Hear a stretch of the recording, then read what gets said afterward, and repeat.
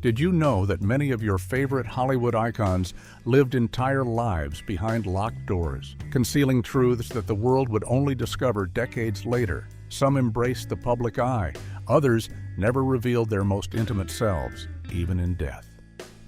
Today, we uncover the hidden lives of Golden Age Hollywood actors who were gay, revealing the untold stories behind the silver screen's most glamorous faces. Rock Hudson. When Rock Hudson strode through a doorway, every cinema seat seemed to squeak under the collective gaze. Towering at 6 feet 4 inches, with a dimpled chin and a voice like polished mahogany, he embodied Universal Pictures' dream poster.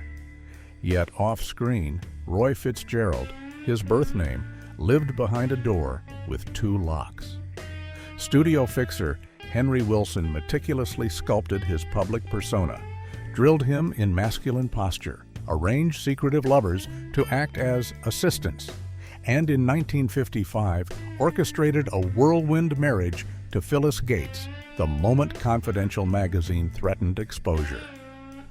Friends recall Hudson's Malibu parties, where after midnight, gossip column photographers were ushered out and handsome surfers replaced them. Here, Rock shed his marble statue persona, laughing in cut-off jeans. Elizabeth Taylor famously said he flirted better than any leading lady. Made me laugh. I loved him. Their pillow talk friendship allowed Hudson to confide anxieties that few men dared voice in Eisenhower's America. His AIDS diagnosis in 1984 shattered Hollywood's polite illusions. Suddenly, the world realized its matinee idol was gay, and sympathy eclipsed scandal. Every biography now repeats the private mantra Hudson scribbled in the margin of a script: "I won't apologize for living the life that lets me breathe." For a man famous for He-Man roles, the real drama was simply daring to exhale. Tab Hunter.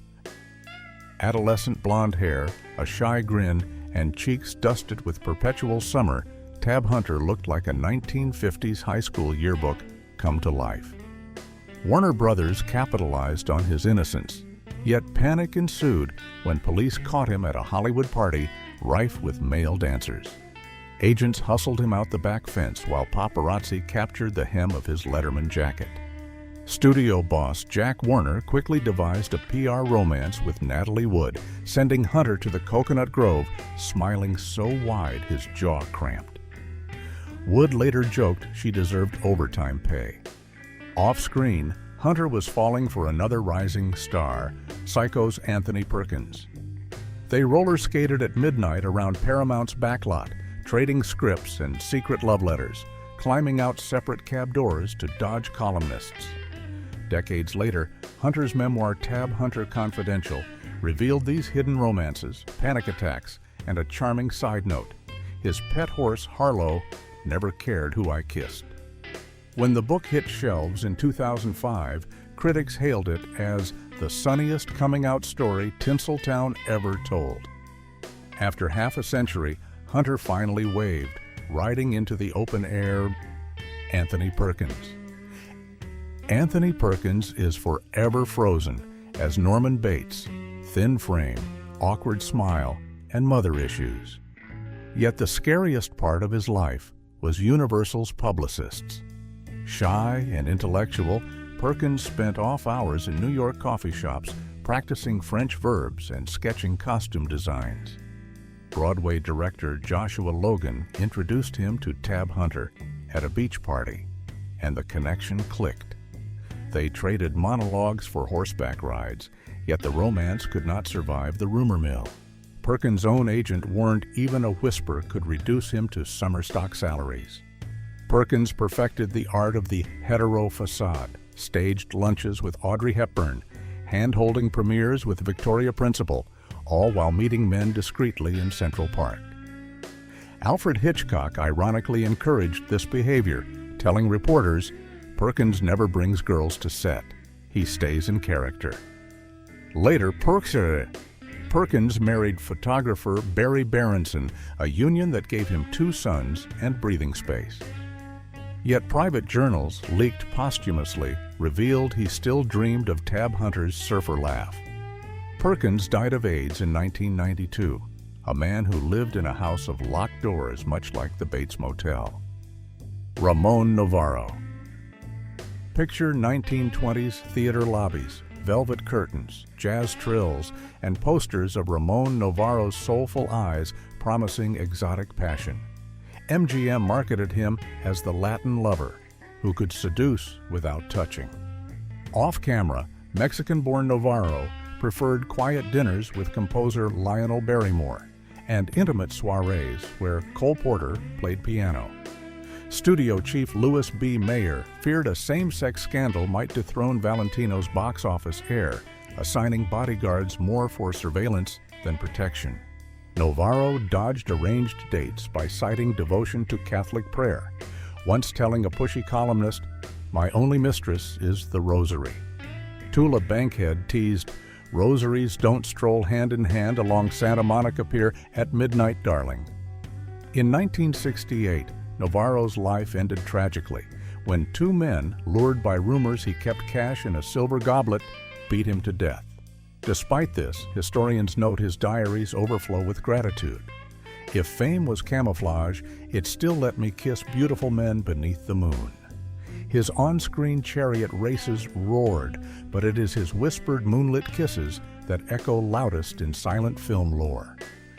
William Billy Haynes. Billy Haynes ruled the 1920s romantic comedies with wisecracking charm, reminiscent of a Ryan Reynolds of his era. He delivered Hollywood's first open defiance of the closet. His true love, ex-sailor Jimmy Shields, lived with him in a Mediterranean bungalow nicknamed the Gay White House. After Confidential threatened exposure, MGM's Louis B. Mayer demanded a lavender marriage. Haynes smirked, "I'm already married to the man waiting at home." Haynes reinvented himself as an interior designer, transforming Joan Crawford's mansion and Ronald Reagan's Pacific Palisades retreat. Crawford, their lifelong friend, called them the happiest married couple in Hollywood. When anti-gay thugs attacked their home in 1936, Haynes and Shields fought back with garden hoses. At his 1973 funeral, Crawford whispered, "You two beat the system." In an era of secrets, Haynes chased away shadows with a paintbrush and a punchline. Montgomery Clift. Montgomery Clift arrived in Hollywood with Manhattan theater grit, brooding eyes, and method-acting intensity. Studios adored his talent, but struggled with his off-screen privacy. Clift avoided fan club luncheons, reporters' questions about girlfriends, and instead hosted jazz jam sessions with playwright Arthur Lawrence and photographers. Elizabeth Taylor, an unofficial Beard, called him Bessie May.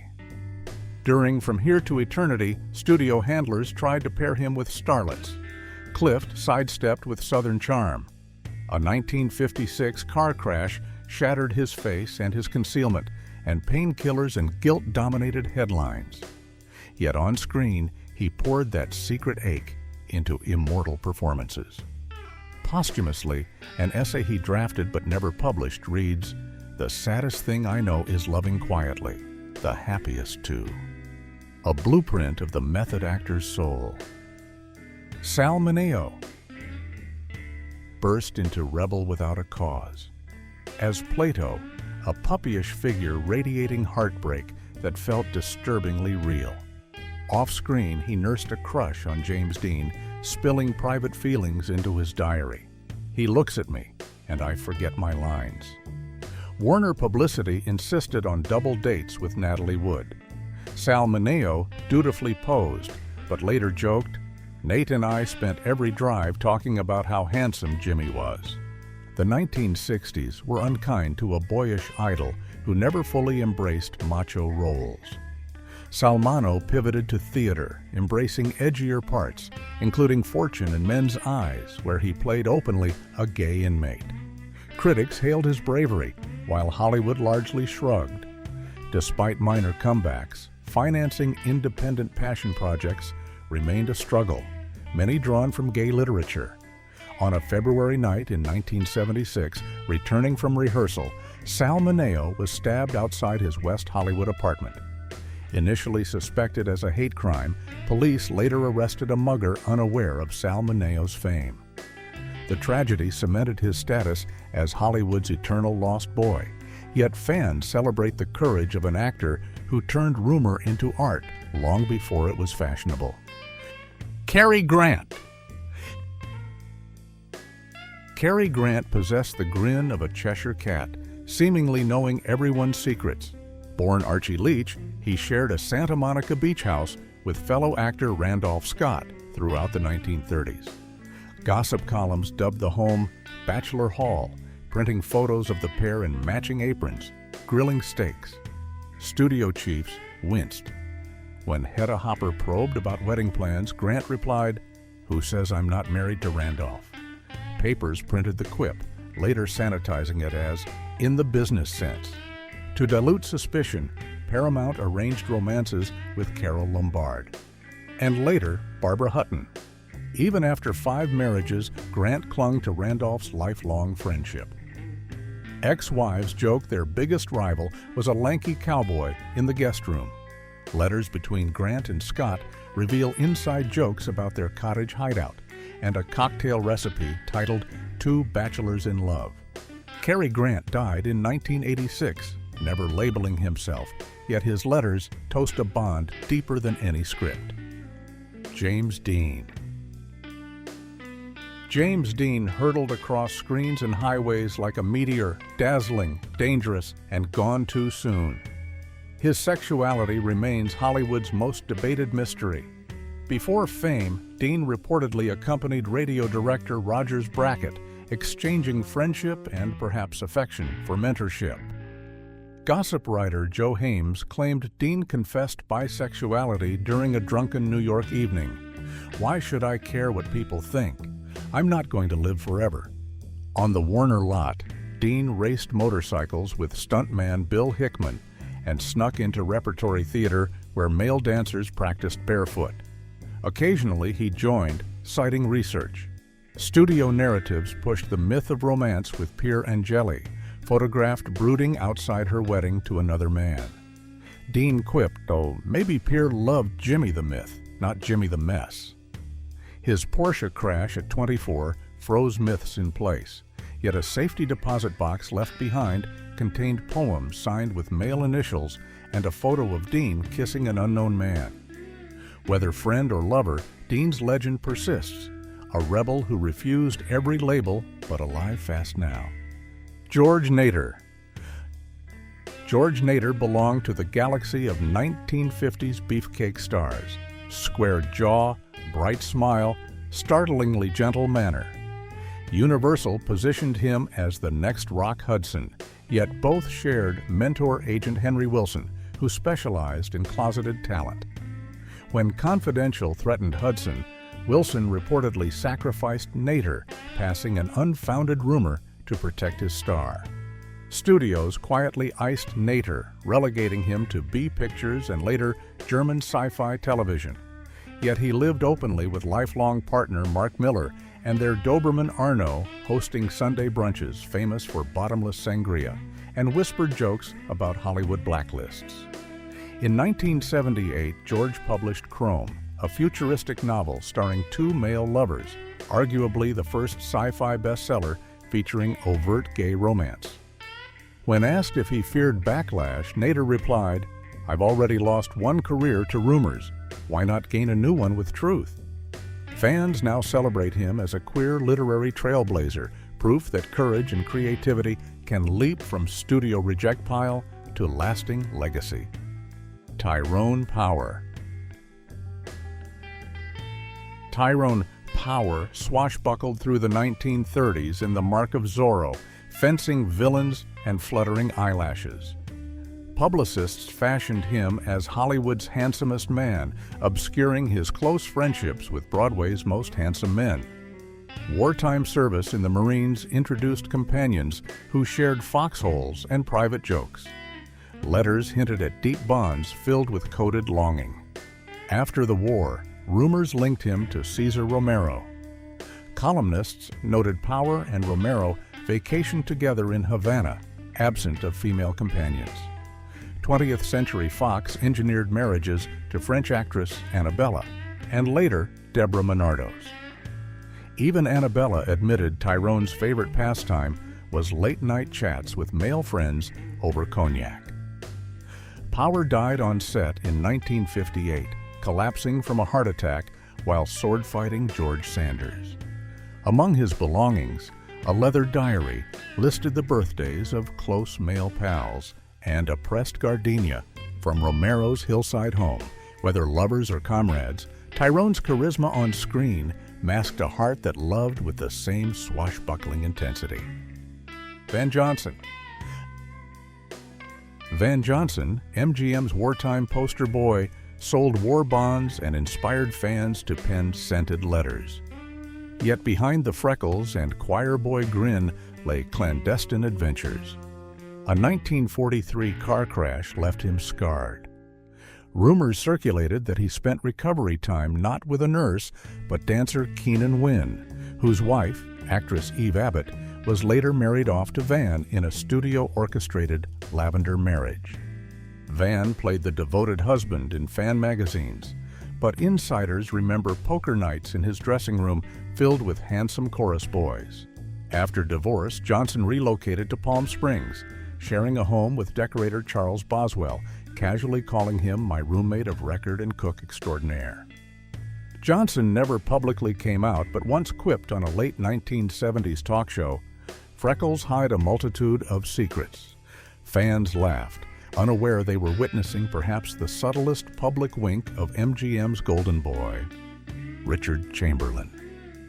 Before Bridgeton or Dr. Kildare, Richard Chamberlain captivated audiences with chiseled features and articulate charm. Tabloids noted he escorted many young women, yet no evidence of morning-after photographs existed.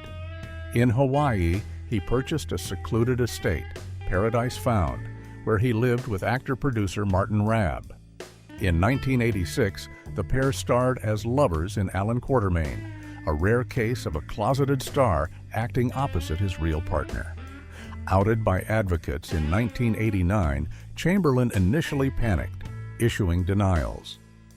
In his 2003 memoir, Shattered Love, he wrote, "The closet is a suffocating coffin. I needed sunlight." Chamberlain gardens, paints, and occasionally reprises roles, proving even silver fox doctors deserve happy endings. He explained, "Because acting is pretending, I thought I had to pretend offstage too. Turns out the best role I ever played was myself." Farley Granger. Farley Granger entered Hitchcock's orbit with mischievous charm and swirling rumors. Hit with overnight fame at 21, he was caught in a lavender whirlwind. Starlets posed for premieres while playwright Arthur Lawrence seduced him with sparkling repartee. Granger's autobiography later confessed he never worried about labels, only whether the kiss felt honest. He juggled flings with singer Shelley Winters and composer Leonard Bernstein, earning the nickname Broadway's busiest commuter. Hitchcock teased him for blushing when co-star John Dell gave lingering looks. Studios tried cultivating a macho persona, but Granger pivoted to Broadway, where open-minded audiences embraced his bohemian swirl. In 1953, he met Robert Calhoun during CBS auditions. They remained partners nearly 50 years. When questioned about his bisexual past, Granger quipped, "Past? Darling, I'm still alive." His breezy honesty foreshadowed modern fluid celebrities decades before hashtags or rainbow flags. Clifton Webb. Clifton Webb mastered urbane snark long before Instagram. Whether skewering dinner guests in Laura or fussing over co-stars in Cheaper by the Dozen, Webb radiated refined bachelorhood. He lived with his mother, Mabel, earning the moniker Hollywood's Prince Hamlet. Noel Coward penned racy letters inviting Webb to the south of France. Webb declined due to rehearsals. Legend says when MGM suggested a fake romance, Webb replied, "My dear, The only suitable match for me is society itself. He sipped martinis with Cole Porter, exchanging quips that terrified novice reporters. Off-screen, Webb adored gardening and doted on nieces with illustrated letters featuring cats in top hats. When he died in 1966, Maybelle followed a year later. Hollywood's most elegant secret passed quietly, leaving a legacy of wit and discreet brilliance. Raymond Burr. Before Perry Mason, Raymond Burr spun elaborate public backstories, brief marriages, a deceased son, widowhood, none of which existed. In truth, Burr spent 35 years with former actor Robert Benvid's, raising orchids and cultivating a 4,000-acre grape ranch. They produced award-winning wines under Raymond Burr Vineyards. Early in his career, RKO fired Burr after rumors of a Navy romance. Undeterred, he rebuilt his resume story by story, shielding himself. Co-stars knew the truth. Barbara Hale recalled cast barbecues where Burr introduced Benvid's casually. The Los Angeles Times referenced the partnership in his 1993 obituary, revealing a deeply devoted personal life, including orchids named in tribute to his partner.